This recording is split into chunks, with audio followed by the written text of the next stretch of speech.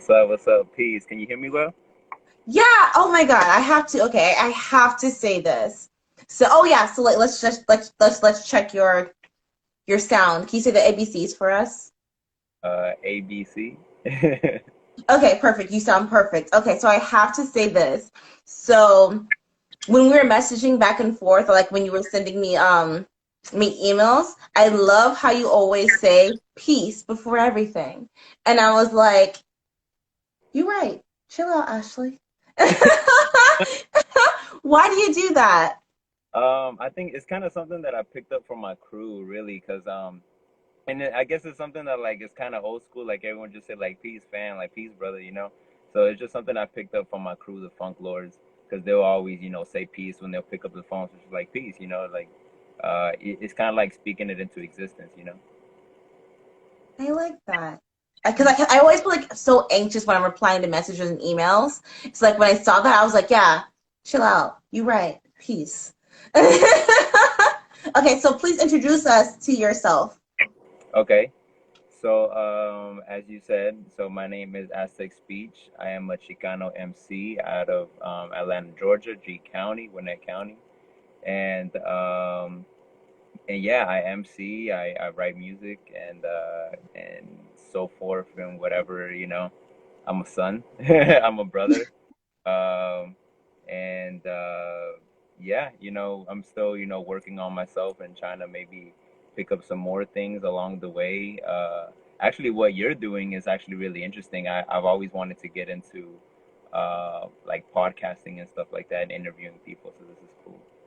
But you're already technically doing that because you go live often and like you like talk about music, talk about life. Hmm. Where, Yeah. where did you get your name from, Aztec Speech? Oh, okay. So, that's a really good question. So, I used to listen to, or I still listen to a lot of, so in Atlanta, like back in the 90s, it was really known for like the bass music, you know? But there was this, like kind of like the Miami loop, like Two Live Crew type of music. But there was this group called the Arrested Development that came out of here in Atlanta. That was kind of like the first time Atlanta was really like had this type of like conscious music, and they're very like Afrocentric and stuff like that. So the main rapper from that group, his name was Speech, and I really like again all that the Afrocentric things that he was doing. So I'm like, you know what? I want to be like an Aztec version of Speech. And so it's like I just put it together. I'm the Aztec version of Speech, so Aztec Speech. Yeah, Oh, I like that. That's very clever. yeah, How yeah. long have you been writing? So the first time, funny enough, the first time I wrote a rhyme was probably when I was like 9, 10-ish. But it was just like it wasn't something I continued. I really started writing senior year of high school, so like 2013-ish. It was like after like a rough breakup that I had, and it was kind of just like a good way to cope. Hmm. So does artistry run in your family? Believe it or not, I in the beginning I didn't think so, but then my mom growing up in El Salvador, she was actually part of the choir, like in her church. And what I didn't know is that she would actually write music sometimes. And so like that tripped me out because I had no idea. Okay, this is a very random question. Who do people say you look like? Sorry. Um, It's been tripping me out because I'm like, he looks like someone, but I can't figure out who it is. okay, so when I had my hair longer, I was kind of going for like the curly, like Jerry curl look, but I ended up just looking like Bruno Mars. People said I look like Bruno Mars. So you give Bruno Mars a lot? When I had my hair long, yeah. And then people say that I look like I'm from California, so I don't know. You look, you definitely don't look like you're from Atlanta. For sure not. Yeah, yeah. Like you don't blend in Atlanta at all. Oh, yeah. That's something I've struggled with for a long time. Where would you like to ultimately move to? To be honest, California, and I just recently went to LA. Is beautiful and the culture is so vibrant, and I really feel like I feel more at home over there than over here.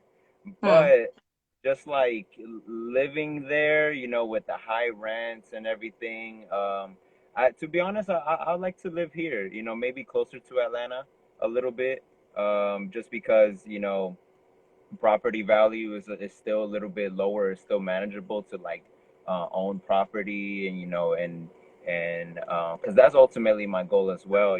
Whatever I get good at, or whatever I make money off of, I want to potentially be able to buy up houses, buy a property, and Mhm. rent it out, to my people and stuff, and make it like a livable expense, I guess you could say. So I think here is the smartest. Is definitely the smartest. Hey, my boy is on right Ah, now. Info. I was just about to. How do you know Info? He's so popular. How do you know Info? Yo, so I don't know, and maybe Info could comment, but I don't know if he was like popular in school. I wasn't at all. But in high school is where we met, in Central Gwinnett High School. And but funny enough, like at least what I remember, he would kind of stick to himself too, I think, but and so did I. I don't know if he did music at the time, but it wasn't until like college that I don't even know how, but in college we started running around like the same circles, and he started coming to the Latino organization, the Organization of American Students, up in Georgia when at college, and he would come to the meetings, and I ended up becoming president. He would still come, and so it was just cool. He was always down. He was always involved whenever there was like an open mic. It'll always be me and him, like exchanging mics. What did you So study in school? U.S. history. I was actually trying to graduate with a teaching degree, but life happens, and so right now I just ended up graduating with a U.S. history degree with a certification in Latin American studies. So you wanted to be a teacher. Yeah, high school teacher. Oh my gosh. Look at Yeah. how funny life works. Okay. So ooh, wrong page. Okay. So looking through your Instagram page, it's been a huge documentation, and I feel like you've grown up Yeah. throughout the process. Definitely. So this is a two-part question. Was that intentional? And then the second question is, how do you think social media has helped slash hindered you? Oh, that's a really good question. So, at first, to be honest, well, I guess it's a little side rant, but I didn't really start getting serious with my music until maybe like a year ago, or maybe even less than that. Yeah. And so I was just using my Instagram as my Instagram, my personal Instagram. And if you see like the first picture, it's from like 2000, probably like I don't know, like 15ish. I don't even know. I Yeah. have no idea. Yeah, you have a lot of stuff from like way back then. Yeah. So and the thing is, I do like to how do you say, like document my life, just because I feel like we're in the age of, again, social media. Like this generation is so well documented, and oh, someone's pulling up. But this I'm all right now. But this generation is so well documented, and I feel like in the future, because I always see myself as an ancestor, because we are all ancestors to our future generations, right? So I want to be able to like show my like my grandkids and my great grandkids, like, yo, this is what your grandfather was doing back in the day. What's up, dog? But I'm interview. Yeah, yeah, This is the best. yeah. Okay. Oh, my bad. No, it's all good. No, you're fine. I love this. Yeah, but So how do you think social media has helped or hindered you in your process? it's really helped. I could say that it's Wow. so much, and I've seen a lot of documentaries of because I studied the craft in being an MC, and also in, and not just the rapping and writing part, but also the business part, because I feel like that's something that a lot, and even still today, a lot of artists, they kind of just focus on the art and they don't work on the business part, so they end up getting messed over, whether through contracts or things like the 360 deals, things like that. So with social media is just you cut out the middleman. You know, it's literally you make your song, you post it up on Instagram or whatever, and it goes directly to the crowd. It goes directly to the fans. So you don't even need like A&Rs, and you don't even need a big record company to push your stuff anymore, because it's really just about how hard you work on yourself, you know, and really push yourself out there. So it's really helped. Hindered, I don't think it's really hindered me. Um, uh, I feel like if maybe how I've seen it hinder other people is that maybe they will express certain closed-minded points of views, and the thing is, like, once you put it up on the internet, it's always gonna be there, you know. Yeah. And who knows? Maybe even I have something like a long time ago, kind of like you said, like I've grown up with social media, and so maybe when I was younger, I said some ignorant shit, you know, or I don't know if I could cuss, but I probably said some. Wait, please curse. Yes. But yeah, and so I don't think it, at least right now, it hasn't really hindered me, but it's helped a lot in even just this little bit that I've really put time into my craft. Okay, so I've never asked this out loud before, but I think this will be a fun question. What's something that you've posted in the past that you think about and you're like, I hope no one finds this? Oh, okay. So, and this is a little deep. So when I was in middle school and early Middle high, school, how old are you? I'm 25. Oh my gosh, I guess, wow. You have very mature energy. Hmm. Like you look young. You obviously look young because you know like melanin, but like I you're know. but like the way you speak, the way you carry yourself, like you seem like a 60-year-old man. I really appreciate that. I really do. It's because I hang out with a lot of older people, so maybe Mm. it's that. And I'm very hip to like. Well, I mean, I guess if I don't know if you're gonna ask about like musical influences and stuff, but I love old school stuff. I love old school stuff. So listening to old people talk about their experiences, I tend to learn from other people's mistakes instead of going through it. If I Oh, see wow. the pot and it's burned someone else's hand, I'm not gonna touch that stove, you know. But what Wow. was the again? I'm trying to remember. Oh, sorry, yeah. I feel like we keep bouncing around. Sorry. It's like the ADD conversation right now. But what's something you posted in the past Oh, that you were like, oh, no one finds this? Because I know for me, one day I went through my Twitter and my Facebook, and I was like, I gotta delete this, I gotta delete this. But I was like, you know what? Whatever. If they find it, whatever. I don't care. so you know, I grew up in the time where like political correctness wasn't a thing, right? Yeah. So a lot of like N bombs here and there from like hanging with my N words, and it's like 2010, you know what I mean? And it's really weird, like with Mexicans and with brown folks, like we throw the N word like it's ours, you know what I'm saying? And so Yeah. and that's a you know that's a very touchy conversation too. But funny enough, I even asked this with one of my good friends. I asked her, I'm like, you know how we would grow up saying the N word, and she'll say yeah, and so I was like, did you ever say that with your black friends? And because I never really had like black friends like that, and she was like, you know, not to think about it, no, I never did. Hey, Snoopy Cruz, what's going on, brother? But but yeah, I think it's just things like that, like the insensitiveness of things that I would post. Um, yeah, I cringe when I see those Facebook like memories. I cringe a lot. So Hmm. Interesting. Very interesting. Okay. So, okay, let's play a game. oh, I like it. I like it. I feel like I'm like in Saul right now. But okay, so I'm going to say a word and you tell me what you visualize or feel. I like that. Low income. Low income, I see as um, limited opportunities. Elaborate.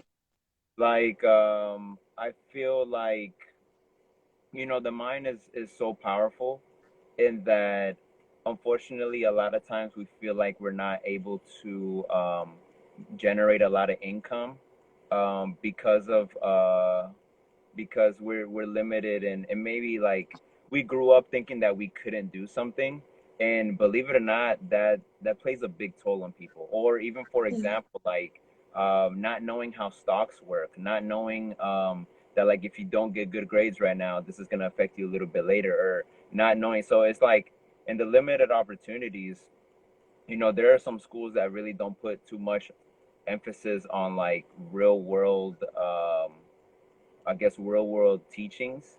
So, with us not really knowing these different avenues, or even financial literacy, that's something that's really huge in the Black and brown community too. Is like we get money and sometimes we don't even know what to really do with it, so we just spend it in like dumb stuff, or Jordans or whatever. I mean, it's cool if you have enough to spend it on Jordans, cool, but like, to set aside something, and see really the importance of like saving.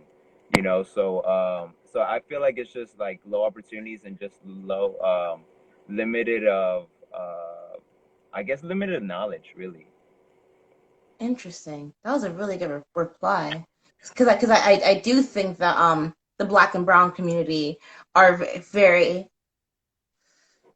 dismissed, if Hmm. that makes sense. Whereas you're taught to be a good employee.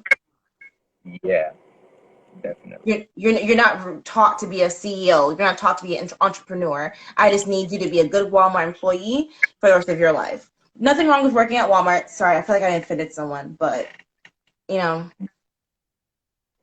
Um. Okay, can you talk to us about your project Ice?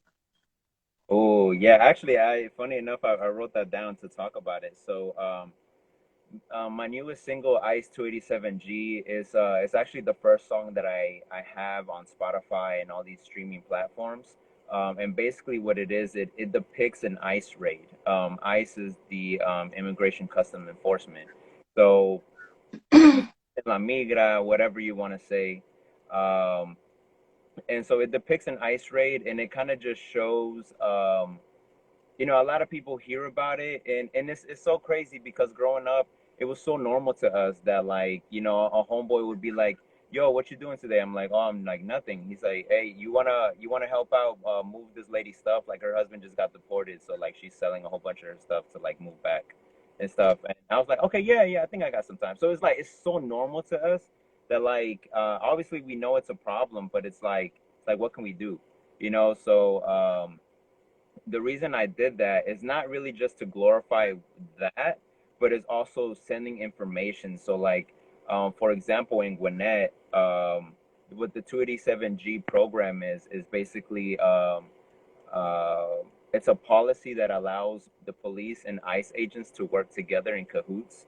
And basically, something as small as someone that's undocumented getting pulled over for not having a license and going to jail like that. Um, Something that small would cause them to be separated from their family and be deported.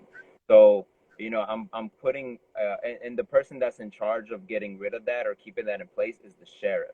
And so that's why in the song I put Butch Conway's name in it, because Butch Conway is the sheriff here in Gwinnett County, and Gwinnett County is a proud 287G county.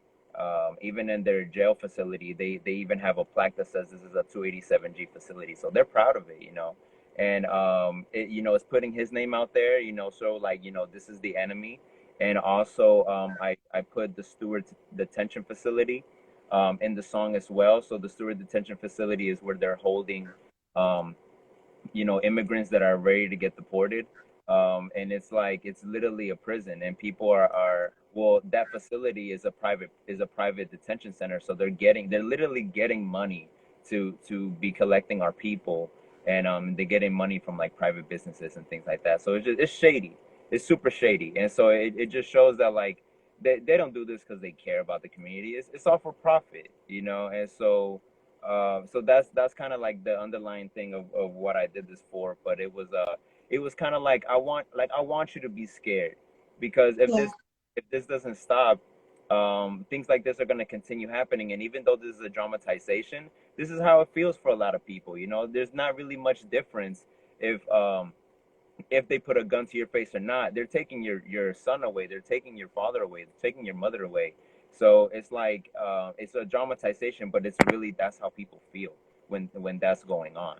you know. And I've read up on a couple of accounts that you know that has happened, where ICE agents will come in plain clothes and they'll trick you to try to open the door, but it's like, you know, really getting the information out to the community and saying, hey, you don't gotta open the door for police, because if they have a warrant that's signed by a judge, then they can just break down your door anyway. So like, you know, just wait until then, you know, because you don't have to open the door. So this is going to sound like an ignorant question, but when you are deported, where do they take you? You know what? Interestingly enough, I've never really looked that far into it, but Because in my mindset, I'm like, oh, they're going to set you up with a hotel. Like, uh, well, I guess what I can say about the account of a cousin of mine that had happened, he got caught for something, and it was like for crossing people over the border, I think, if I'm not mistaken. And so, and so what happened is that he got caught and he got sent to prison, but in El Salvador. And so, or I think a little bit of prison here, and then he got sent to a little bit of the prison in El Salvador. But like, I don't know. I don't know if like if they go like to some type of jail like back in Mexico or wherever they. well, But I don't know. I know back in the days before 9/11, they would literally just like cross the border, and then once literally they're in Mexico, they'll just drop you off, and it's like, all right, hasta luego, you know, and there you go. that's so dumb. Yeah, it's so weird. I don't I but I to be honest, that's a good question, and I'm gonna look into that. Okay. All right. Cool. Cool. Okay. Okay. So one of your posts, you talked about duality and balance. So you talked about being a free thinker versus staying in a colonized mindset, working your craft versus watching other perfect theirs. Talk to us about how you have or are still currently battling your ego. Oh man, Eagles motherfucker. Like, no, it really is, because it's like, let's say like you have a problem with somebody, and just because of like your ego, you don't want to squash it because you don't want to seem weak or Yeah. something like that, you know. And I guess I think the first part of the question was like, you know, the duality, or what was the first part of the question? The duality and balance. Yeah. So, and I'm a very spiritual person, and so I believe a lot in balance. I guess like Buddhism kind of, you know, teaches about that.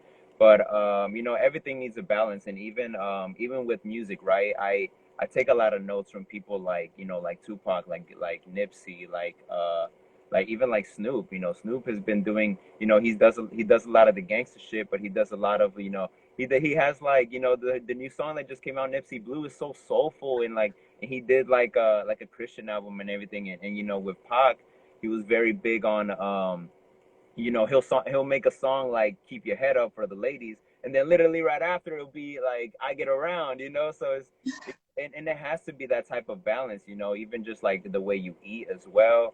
Because if you and even like working out, because if all you do is work out, you're not going to get any progress if you don't have any rest along with it. So in the duality, it's like, I guess talking about that colonized mindset, there's a lot of machismo that's still going on in the brown community, like within us, within men, and just men in general, you know, and feeling that we're superior just because we have a dick, you know.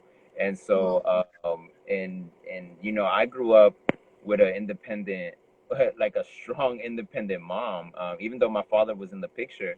But my mom was the breadwinner. You know, my mom was the one that started her own business and owned like three properties, and she was the one that would talk to me about sex and about women and everything. So, um, you know, and with a lot of ancient cultures, balance has always been the forefront of it. Even in our Mexica Aztec culture, like if you take a look, like even in the Aztec calendar, we have like our own we have our own compass as well.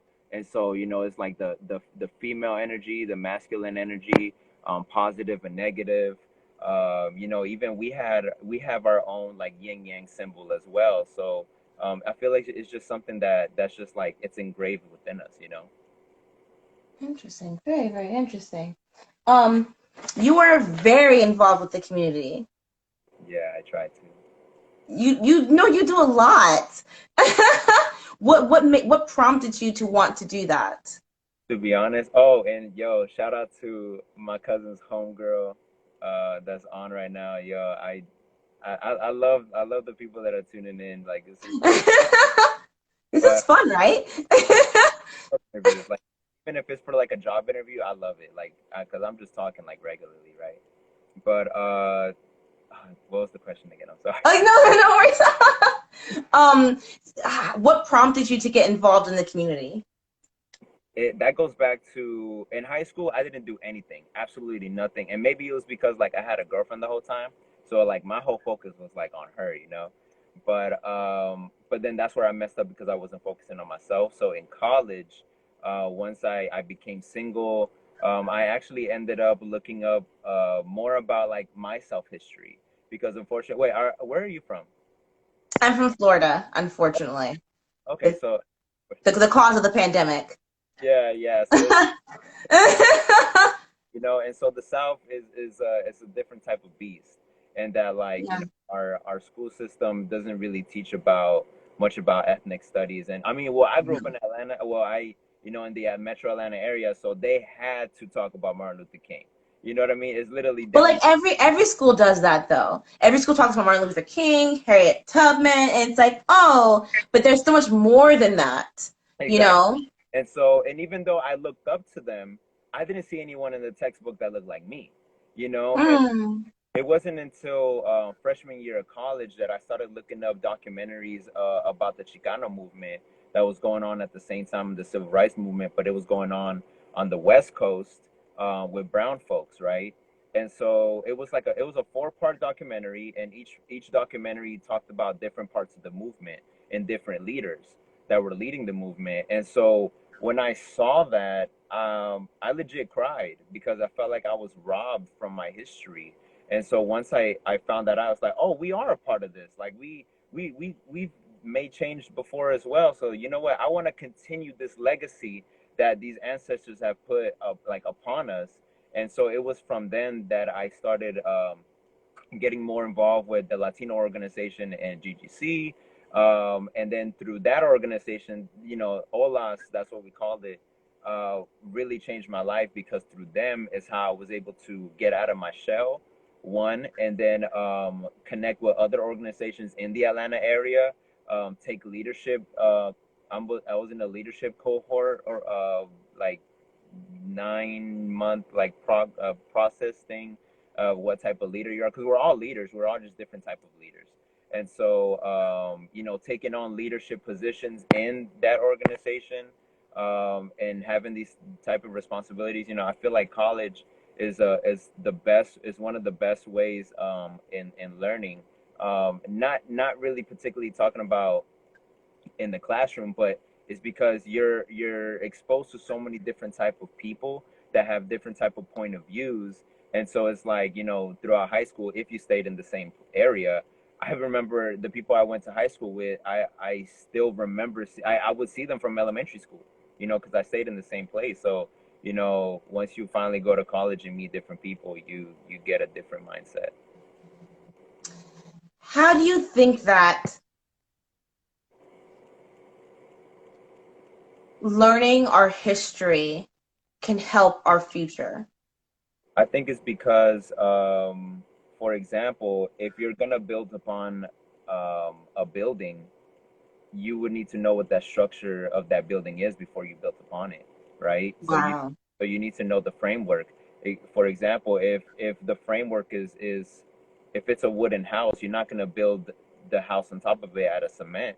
You know what I'm saying? Yeah. So I feel like, and I saw this before. It's like the people that control the present control the past, and if you control the present, you control the future. So if Jenny, what's going on? And so if you know your past, you're able to see self-worth, and that's something that is very absent in a lot of us, that we don't see how important we are. A lot of time, even like in Black history, you know, they always start from slavery, but they never talk about Masa Musa, or they never talk about, you know, the like rich kingdoms that came from Africa, and rich kingdoms that came from quote unquote Latin America, you know, Semanawak, you know, and so, um, you know, really seeing that we, you know, the Mayans are the ones that came up with the number zero. So way before white people, you know, knew about it, and we were reading the stars before anybody, you know. So just knowing that we come from such a rich culture, such a rich history, it's just like again, kind of like how it sparked me. It's like, oh well, I have to continue this, you know. You're so cool. How Sorry, that are wasn't a question. Sorry. are you like? With the stuff, and I really need to like look through you like your page a little bit more, but like you're so chill, like I love it. You have charisma. My ex-boyfriends would not agree that I'm chill. Okay, so I find that you do have heavy influences from my point of view of I knew their name earlier today. Public Enemy, and Oh, a little bit of Selena as well, yes, because you use your music, you use your platform to educate. Is yes, that something that's intentional? yeah, definitely.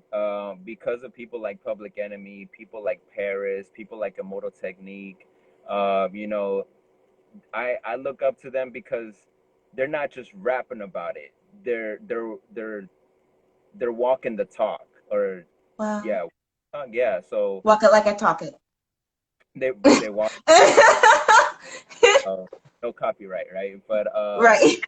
and so you know that's essentially what I want to do is and there's even like local artists here like Yemi Cambron is someone that's like really huge here in the Atlanta area, that she does murals, and she's one of the first like brown women or just brown person in general that has made murals around Atlanta that touches upon like our struggles and puts our faces on the walls, you know. And funny enough, like I was in her, well, I don't know if you know what a quinceañera is, like her sweet 15, sweet 16. Yeah. Yeah, so we do like waltzes and stuff. So I was in her 15, and so like I had always like known her, but it wasn't until like I saw how she was doing like her art and everything, and exposing like all these different like, you know, uplifting our people, and I'm just like I want to do that same thing, you know, and be like, I mean, well, I don't want to say I'm a role model, but I would, I want to But you be, are. well, I hope to be, but at the same time, I don't want everyone to do. It's kind of like that Easy E thing. It's like I do what I do. If you want to follow what I do, that's on you, you know. But it was more like Hmm. I want to be the person that I wish I would have seen growing up, you know. And it's like, or even like, you know, the Public Enemies, like they've touched me so much and wanting to know more about myself, and it's like a big fuck you, you know, because through hip hop, that's how we were really able to like express ourselves. And even like MC Light, I don't know if you know MC Light, but she was saying that that hip hop was one of the only, or the only way, especially back in the 80s, that a young black woman could be heard, you know. And Yeah. Yeah. so it's like use this platform, yo. I mean, but it's, again, it depends on who you are and how you want to use this platform for. But that's just how I choose to do it, and yeah, I mean, I want to. I wish there was role models like these when I was growing up. Why do you think that representation matters? Because if you don't represent yourself, somebody else will, you know. And it's like unfortunately when it comes to like the Chicano culture, it's been so diluted with like gangsterism that like we're starting to even believe our own bullshit, you know. And Hmm. it's like, and don't get me wrong, like, you know, I don't have any tattoos, but you know, if you have face tattoos, it's cool, you know. And cholos were doing that shit like back in the 80s, you know. But you know, and gangsterism is like in our culture, but it's not the main focal point. You know, like Yeah. I love I love lowriders too. You know, I love cars too, but it's like it. our culture is so much more than just that. That's like the tip of the iceberg. And like there's so much more. There's movements, there's there's leadership, there's all these different things that go into our culture. And that's what I'm saying, like especially in the 90s, unfortunately, with these like white executives, they've been or even just like whitewashed brown executives, they would just depict our culture in the only way that they knew, in which unfortunately was a negative light. So we have to take our image back. We have to take our identity back. That's a fascinating reply. Ooh, you're making me so emotional right now. Okay, so how do you continually learn in order to perfect your craft? I think it's I've heard that the best way to learn is through experience. So it's like Mhm. for example, I'm continuously hanging out with different type of people. Um, I'm trying to be comfortable with being uncomfortable, and Yeah, that surrounding myself with people that know more than me. And again, it goes back to that ego thing. It's like you have to not be egotistic to understand that you don't know shit. And there's people that know more than you, and you have to humble yourself to tell yourself, I don't know enough. Please teach me, or please give me the resources so I can teach myself. You know, so like even going to Cali this past weekend was so life changing, and such like a big learning lesson that and whenever I go to Cali, it always is a learning lesson.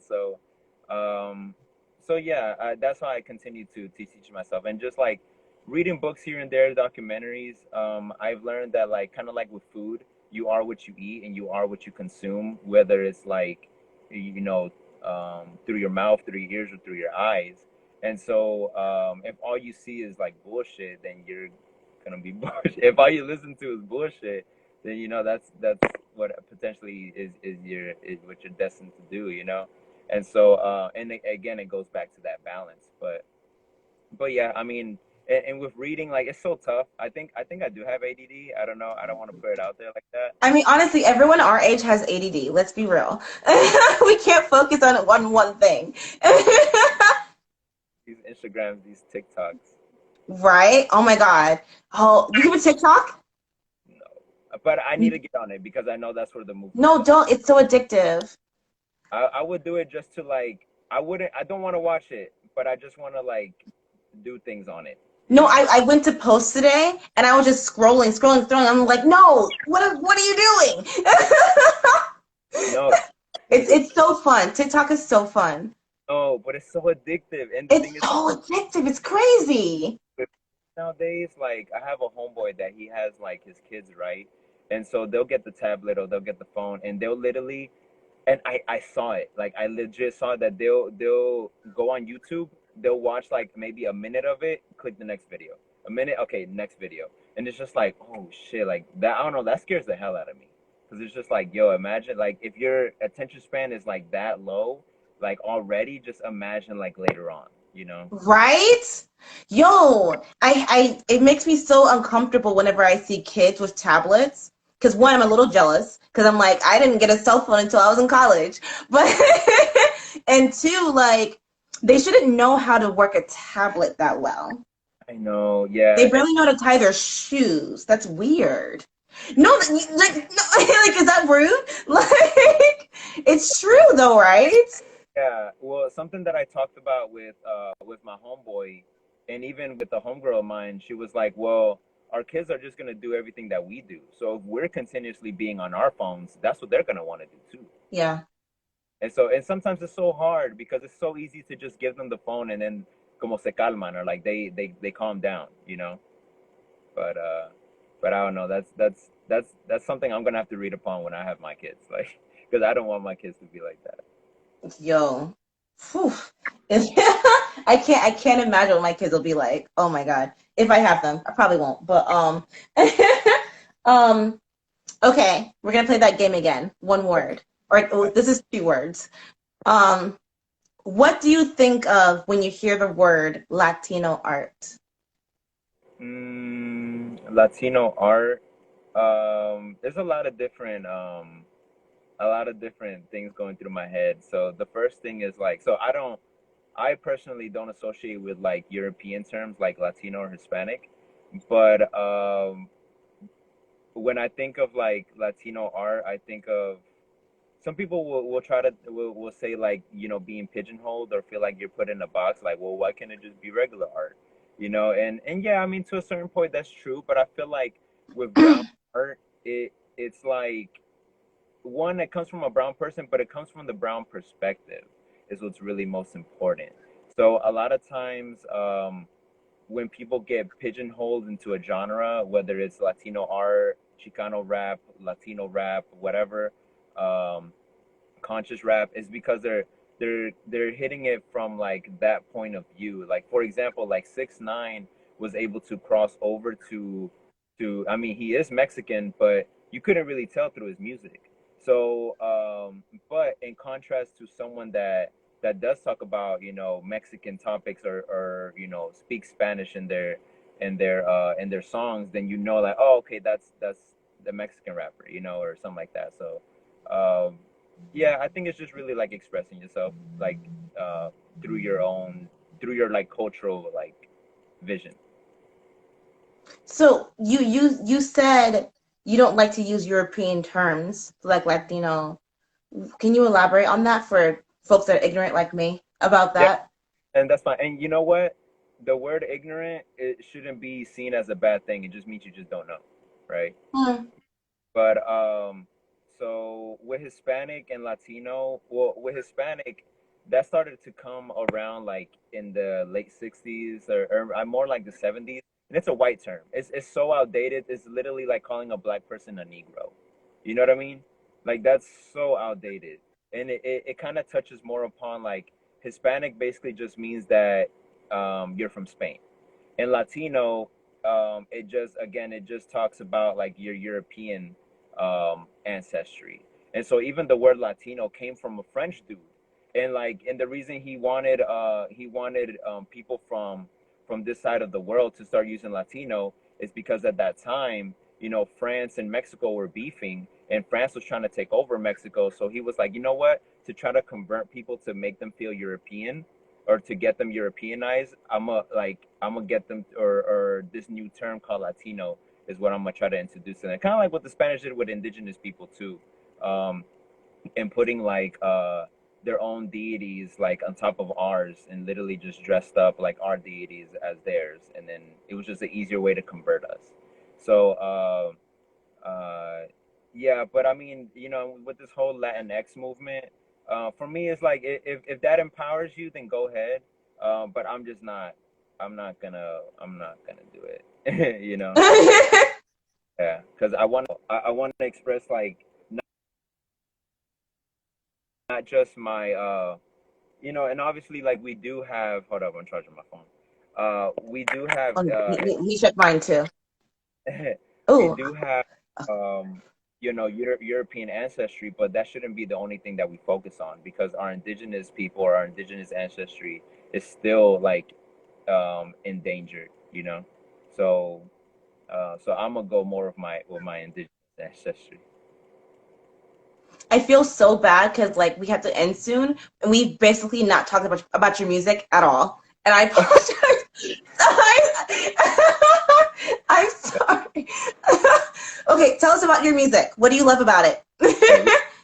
Oh, I love my music because it's like, again, it's something that I wish I would have listened to when I was growing up. But I get a lot of my influence from you know, West Coast rappers, just because that's where like there's a big amount of like Chicanos. It's so And crazy that you're from ATL and you're so West Coast. it's so weird. To this day, well, what it was is that like I listened to a lot of Chicano rap in middle school, and so it was like it was very West Coast influence. And to be honest, like, I don't know if you heard of the game like GTA San Andreas, like Grand Theft Auto San Andreas, Yeah. but I used to play that all the time. And the thing is, the radio station, like there's a radio station that will play like Dr. Dre, Kid Frost, you know, like Cypress Hill and stuff like that, and Compton's Most Wanted. So it's like, yo, I would legit play that game just to listen to that radio station, like, you know what I'm saying? So, and in that video game is the first time that I heard Kid Frost and he with that song La Raza, and it was just like, yo, like he's talking about me, like he's talking about our people. So it's like that's kind of where it came from. And again, like the Chicano movement came from the West Coast, so that's really why like I'm very influenced by that. And also the funk, like the funk just lives in the West Coast, and like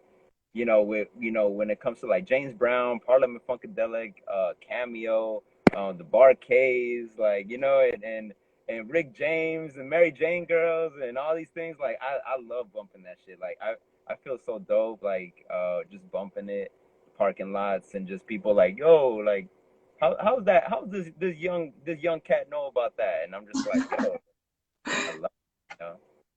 All right, so do all your plugs. Where can we follow you, stalk you, all that fun stuff? Ellie. So please stalk me. Um, right? But so my Instagram, it obviously is Aztec underscore speech. On my YouTube, I have 2 music videos and a couple lyric videos. Um, it's also just Aztec Speech. On Facebook, I'm on it mostly like personally, but you can also find me like Aztec Speech on Facebook. And like I said, I don't know if you can see this, but or if it's like mirrored, but this is my cover on Spotify and streaming platforms. So Ice 287G is the only single that I have on there for right now. But you can find me in all the streaming platforms, Spotify, Apple Music, Tidal, all these different things. And again, it's just Aztec Speech. So Instagram, just remember, is Aztec underscore speech. What advice would you like to give to someone who wants to pursue a career in music? Um, just and it's gonna sound so generic, but legit, just do it, but do it the smart way. So especially Mm. right now with YouTube, everything that I've learned how to do, like copyright my music, sign up as a songwriter with BMI, getting with these distributors to get your music into like Spotify and everything. I've YouTubed everything. There's this guy called the Smart Rapper.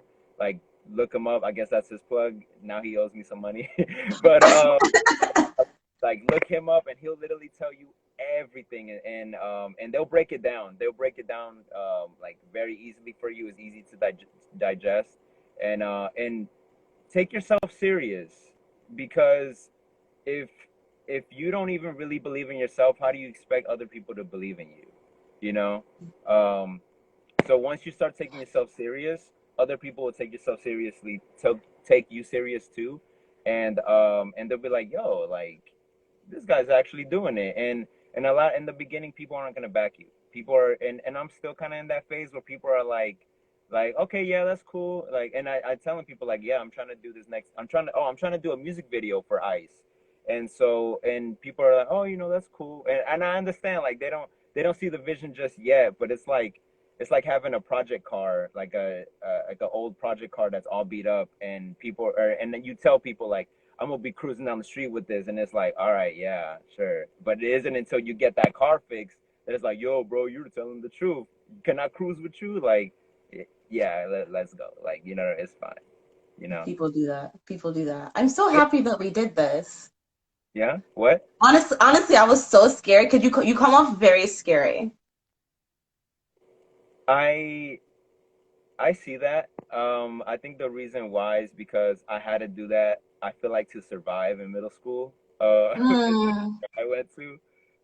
In reality, like I'm very in touch with my feminine side, but growing up, at least around the circles that I was, like I was called gay left and right until like, What? yeah. No, you definitely like I definitely feel masculine energy from you. It's I'm overcompensating. Well, regardless, I'm so happy that we did this, and I'm so glad that you're not a mean person. Yeah. So let's say we can do this again, maybe sometime like in a couple of months as a follow up. Yes, let's do that. Let's definitely do that. Okay, it's documented. So you can't break your promise. Hey, I try to be a man of my word. That was one of my things for this year. So, of Okay, all right, cool. Can I ask you one last question? course. Because I know that you're probably trying to also protect your identity. There's also crazy people on the internet. Can I just know your first name? Oh yeah, yeah. I'm surprised I didn't say this in the beginning. So and again, this is another reason why I was teased a lot. So my name is Alfredo Corona. So I was called like pasta sauce all my like school Your name is career. Alfredo? Yeah, my name's Alfredo, like the pasta. Okay. Yeah. And then Corona, like now the kids would Your make last fun name of is Corona. yeah, I know. And No, so it's not. when this No, it's pandemic not. let me show you my ID. Hold on. Hold on, let me show you. Don't show us your ID because someone's gonna steal your identity now. Oh, oh, and it's Alfredo Corona Jr., so it's my dad's name, but yeah, You, he that is like the perfect name. yeah, I should have done a Kendrick Lamar, huh? I should have just called myself No, you should like have been a chef. You should have been. You change everything that you're doing and go into cooking. I like I mean there's a lot of things that I want to do in my lifetime, but I want to open up like a wings place and I don't know, call it Alfredo's or something like that. Like a I'll Mexican, totally, I don't know. I'll totally eat there. Okay, I'm taking too much of your time now. Okay, sorry. Well, I definitely Definitely. appreciate you. We're definitely gonna do a follow up in a couple of months. Okay. All right, all right. All right. That's Stay safe. definitely. All right. All Bye. right. All right, peace.